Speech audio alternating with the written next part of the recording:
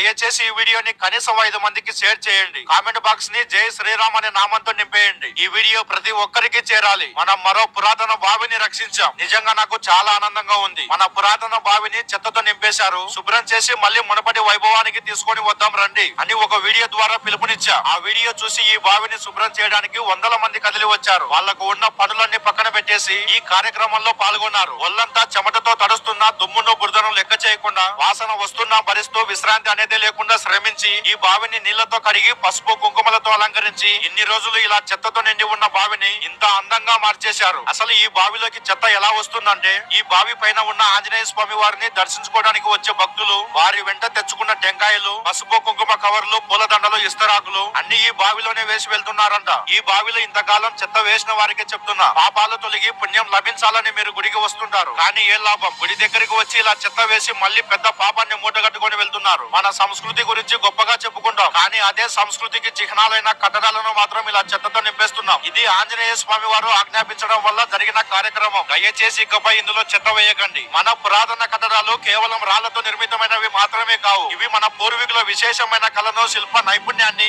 ఆలోచన శక్తిని ప్రతిబింబించే విలువైన సంపదలు. వీటిని కాపాడి జాగ్రత్తగా మన రేపటి తరానికి అందించాల్సిన బాధ్యత మనందరిది. ఎక్కడ చూసినా మన పురాతన కట్టడాలు ఇలా చెత్తతో నింపేస్తున్నారు. తవ్వకాలు చేసి శిథిలావస్థకు వచ్చేలా చేస్తున్నారు. మనం ఇలానే నిర్లక్ష్యం వహిస్తే ఇంకొన్ని సంవత్సరాల్లో ఇలాంటి కట్టడాలు చూద్దామని వెతికినా కనిపించవు. ఇప్పటికే చాలా కట్టడాలు మనల్ని వదిలి వెళ్లిపోయాయి. దయచేసి ఇకనైనా మేల్కోండి. ఊరికే ఈ వీడియో చూసి వెళ్లిపోకుండా, మీ ఊరిలో మన పురాతన కట్టడం చెత్తతో నిండి శిథిలావస్థకు చేరుకొని ఉంటే వెంటనే మన పురాతన కట్టడాన్ని కాపాడుకుందాం రండి అని వీడియో తీసి సోషల్ మీడియాలో అప్లోడ్ చేయండి. నాకు ఆ వీడియోని షేర్ చేయండి. మా పూర్వ సంపద రక్షక సేన టీం మీకు సపోర్ట్ గా నిలబడుతుంది. చాలా కట్టడాలు మన సహాయం కోసం ఎదురు చూస్తున్నాయి. ఎవరో వస్తారు, ఏదో చేస్తారు అని ఎదురు చూస్తూ కూర్చుంటే ఇవి ఇంకా దాడులకు గురై శిథిలావస్థకు చేరి కనుమరుగైపోతాయి. ప్రస్తుతం మన ఆలయాలపై దాడులు జరుగుతున్నాయి. వ్యూస్ కోసం సోషల్ మీడియాలో మన దేవుళ్ళ గురించి పిచ్చి పిచ్చిగా వాగుతున్నారు. అయినా మనం నిర్లక్ష్యంగానే ఉంటున్నాం. ఇప్పుడు నాకెందుకులే అని మౌనంగా ఉన్నావంటే గుర్తు పెట్టుకో, ఇంకొన్ని రోజుల్లో నీ ఇంటిని కూల్చేసే వరకు వస్తుంది పరిస్థితి. ఇక మేల్కోండి సోదరా. ఇప్పుడు ప్రతి ఒక్కరూ ఛత్రపతి శివాజీ మహారాజ్, సంభాజీ మహారాజ్ గా మారాల్సిన సమయం ఇది. ఈ బావి నంద్యాల జిల్లాలోని ప్యాబిలి మండలంలో ఉంది. చివరిగా ఈ బావిని శుభ్రం చేయడానికి ఎంతో దూరం నుండి ప్రయాణించి వచ్చిన వారికి, అలాగే ప్యాబిలి గ్రామస్తులకు, ఇంకా ఇక్కడ ఎంతో శ్రమించి టిఫిన్ మరియు భోజనాలు ఏర్పాటు చేసి ఇక్కడ మాకు కావాల్సిన సౌకర్యాలన్నీ కూడా చూసుకున్న ఈ కుటుంబానికి ప్రతి ఒక్కరికి పాదాభివందనం. జై శ్రీరామ్.